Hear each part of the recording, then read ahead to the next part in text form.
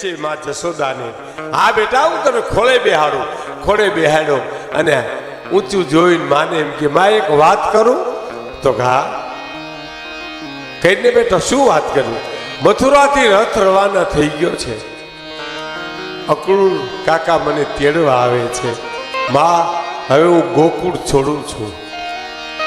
અને જશોદાની આંખમાંથી શ્રાવણ ને ભાદરનો જાય આહુડા મીંડા જવા. બસ બેટા સમય પૂરો થઈ ગયો.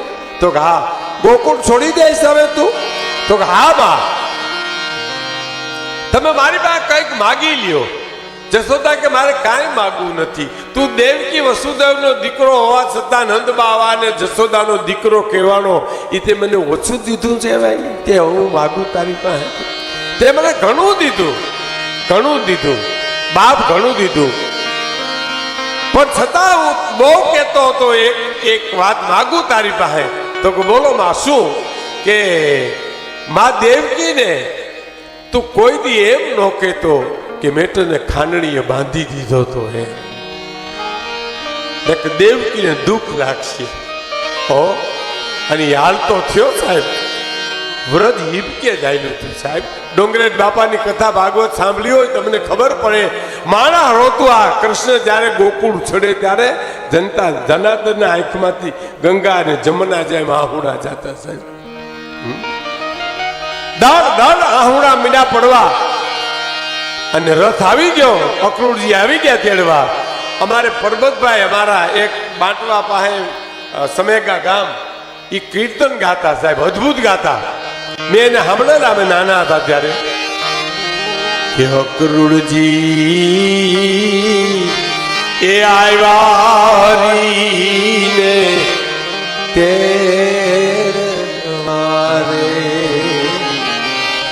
અને રથડો છૂટો છે નંદ દરબાર ગોકુળ.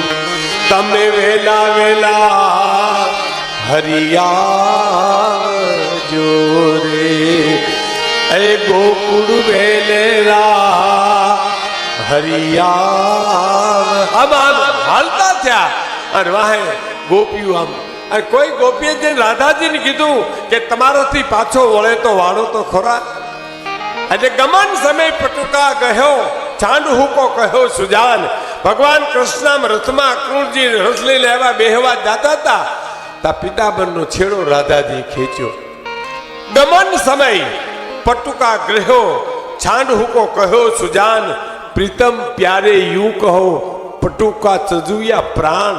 મારા ખોલિયામાંથી પ્રાણ છોડી દઉં કે પિતાંબરનો છેડો છોડી દઉં?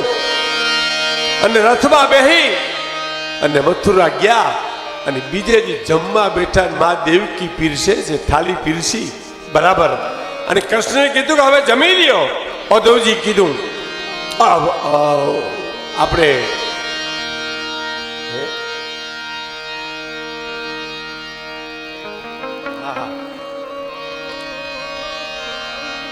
મા દેવકી થાળી પીરસી અને કીધું કે જમવા બેહો. એટલે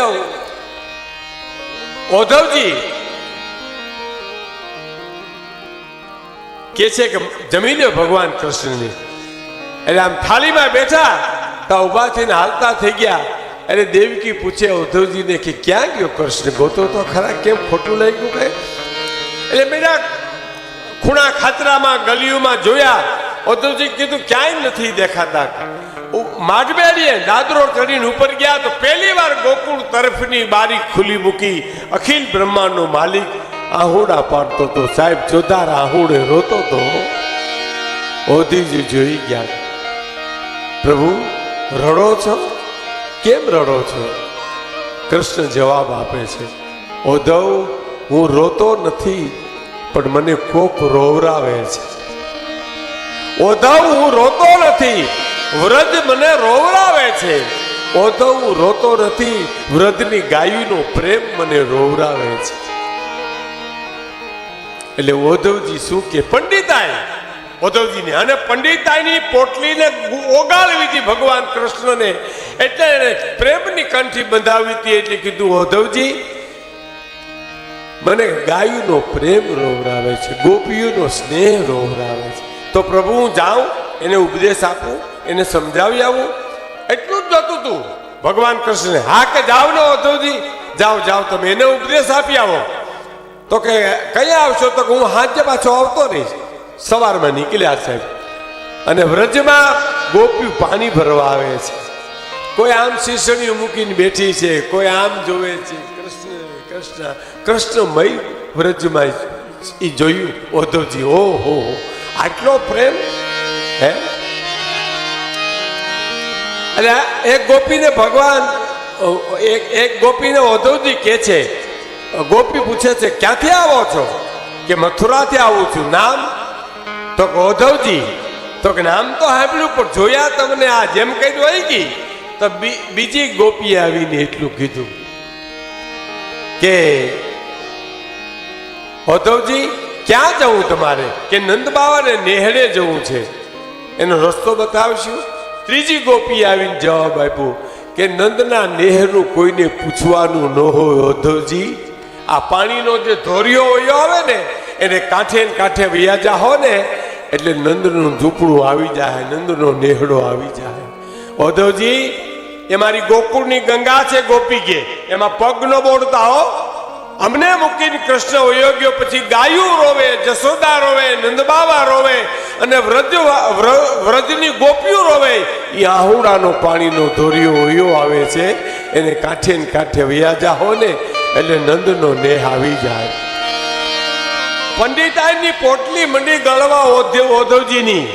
આહા, આવો પ્રેમ! એટલે આગળ હાલ્યા તા એક ગોપી દિવાલમાં કૃષ્ણનું ચિત્ર, એક ગોપી ચિત્રે છે સાહેબ. પરવાના દેવા હોઠ કર્યા, પાપડ્યું કરી,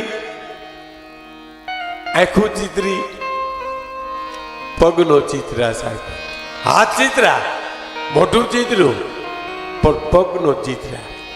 વાટકો પીછી મૂકીને ગોપી હાલતી થઈ ગઈ, એટલે ઓધવજી રાહ નીકળી ગઈ.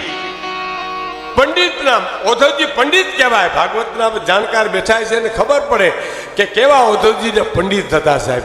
એની પોટલી ગળી ગઈ પંડિતાઈની, અને પ્રેમની કંઠી બંધાઈ ગઈ. એટલું નહીં, એને પૂછ્યું ગોપી આ પગ કાં ચિત્રાની? તો પાછી વળીને ગોપી ઓધવજીની કે પગ ચિત્રું પાછો હોયો જાય ગોકુળમાંથી. પગ હતા તો હોયો ગયો ને. હે, પગ હતા તો હોયો ગયો ને. અને પંડિતાઈની પોટલી ગળી ગઈ સાહેબ. ભગવાનને કૃષ્ણને આવી કહેવાનો મારો અર્થ એ છે, સમર્પણ એ વાત છે. એટલે અમારા દાન અલગારીની કવિતા છે. હે, કે કાંઈ ના આપણાથી થાય, આપણે વાંચીએ ન વાંચીએ, જીવવું જોઈએ, બને ત્યાં સુધી સત્સંગ કરવો જોઈએ. અને દાન અલગારી એમ કે છે કે કાંઈ ન થાય તો મોજમાં રહેવું, મોજમાં રહેવું, મોજમાં રહેવું રે બાવલિયા, મોજમાં રહેવું, મોજમાં રહેવું. મોજમાં રહેવું રે, અને અગમંગ ગોચર, અગમંગ ગોચર લખતણીની ખોજમાં રહેવું રે બાવલિયા, મોજમાં રહેવું, મોજમાં રહેવું. હવે સાંભળી લેજો યુવાન મિત્રો, ખાસ મારી માતાઓ બહેનો પણ સાંભળે. મોજ એટલે ખાણી પીણીની મોજ. આ વાત નથી કરતો કવિઓ. ખાણી પીણીની મોજની વાત નહીં. મોજમાં રહેવું એટલે ખાણી પીણી કે એનું નહીં, પણ મોજમાં રહેવું એટલે વર્તમાનમાં રહેવું છે. જીવન વર્તમાનમાં છે. ભૂતકાળમાં નથી, ઘટના ઘટી ગઈ. ભવિષ્યમાં જીવન નથી, ખબર નથી ભવિષ્યમાં જાણ્યું જાનકી નાથે સવારે શું થવાનું છે. જીવન વર્તમાનમાં છે. હવે વર્તમાનની તમને વાત ન સમજાય તો હું તમને એક દ્રષ્ટાંત આપું. ઘેરે ઘેરે નખત્રો કરજો સાહેબ. તમે દાખલા તરીકે જમવા બેઠા, તમે કે હું કોઈ 100 જમવા બેઠા, અને થાળી પીરસી ઘરના, અને તમે રોટલાનું બટકું લઈ શાક બોલીને મોઢામાં નાખ્યું અને તમને શાક બે સ્વાદ જેવું લાગે ને, એટલે તમે જો વર્તમાનમાં હો ને, સાંભળી લેજો, વર્તમાનમાં હો તો તમને એક વિચાર આવે કે મારા પત્નીથી શાક કોઈ દી બગડે નહીં, બે સ્વાદ કોઈ દી થાય નહીં.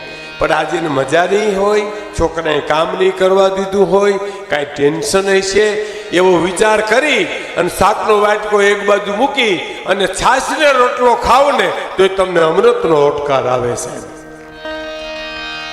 પણ શાક બગડ્યું અને તમે બગડ્યા એટલે બધું બગડ્યું સમજી લેવાનું છે.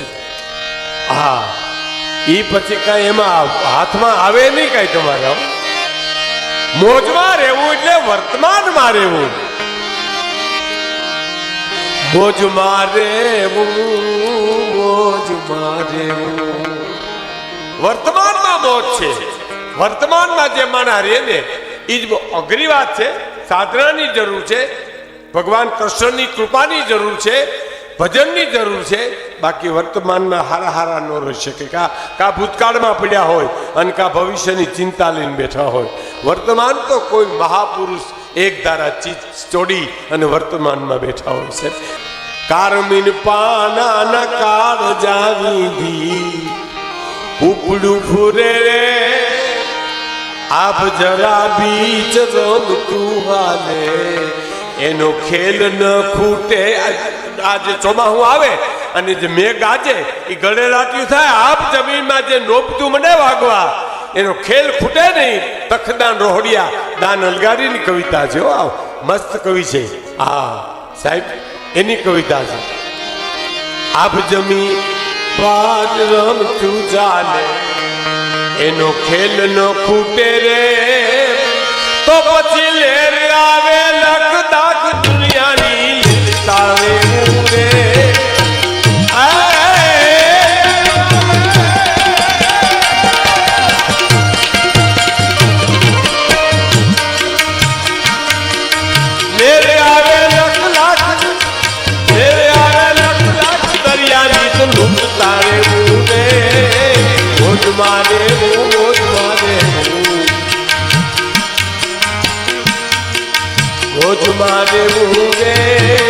અગમા ગોચર અલગ ચણીની ખોજ મારે રે મોજ મારે મોજ મારે બસ મોજ મારે.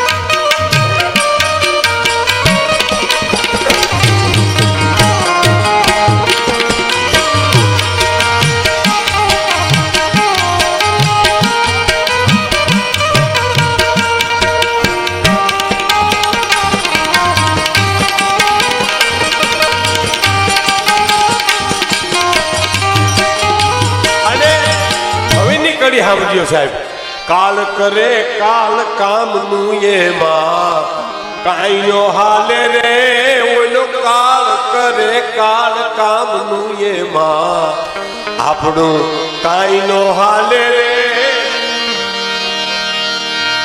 મરું જાણે મર જીવાને ઈ તો રમતા તાલે રે. મરું જાણે મર જીવાને ઈ તો રમતા તાલે રે. અને અંતરાજી નવ જણતા રે તો ધરતા રે ભૂરે બાવલિયા મોજ મારે મોજ મારે મોજ મારે ભૂરે. અગમ ગોચર લગ ચણીની ખોજ મારે ભૂરે મોજ મારે મોજ મારે બસ મોજ મારે ભૂરે.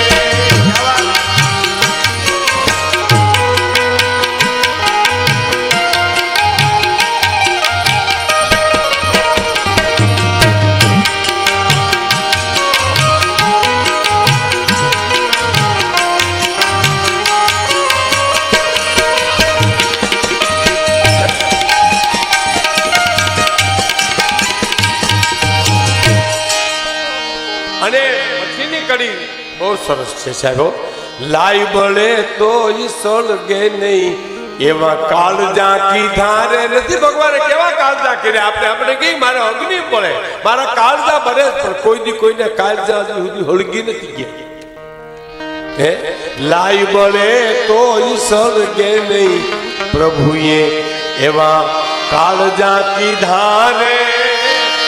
દરિયો ખારો ને વીરડો મીઠો એવા એને દાખલા દીધા રે. માધુપુર થી તમે પોરબંદર દરિયા કિનારે જાઓ એટલે આ બાજુ દરિયો ને આ બાજુ મીઠા કરો સાહેબ, ત્યારે એ મીઠા પાણી નીકળે એમાં સાહેબ, બરાબર મીઠા પાણી નીકળે.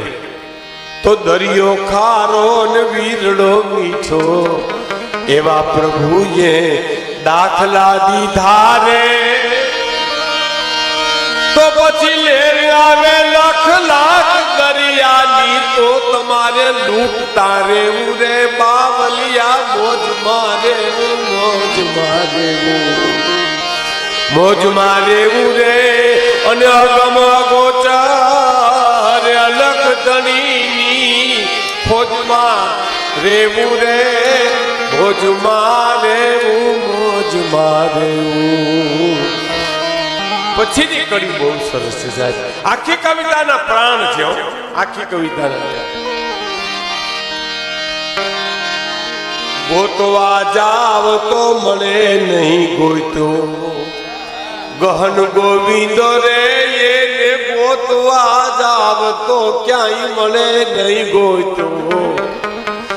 ગહન ગોવિંદો રે અને હરિભક્તું ને રાત વગો છે પ્રેમ પર ખંદો રે. નરસિંહ મહેતા બોલાવ્યો નથી, ગાયો નથી. મીરાબાઈ બોલાવ્યો નથી. મીરાબાઈ ને રાણાએ ઝેર મોકલ્યું, મીરાબાઈ ને માણસે આપ્યું કે ઝેર રાણાએ મોકલ્યું. મીરાબાઈ કીધું રાણાએ મોકલ્યું, તો હા ઝેર પી ગયા મીરાબાઈ. અને પછી મીરાએ માણસને શું કીધું કે રાણાજી ને કેજો ફરી જે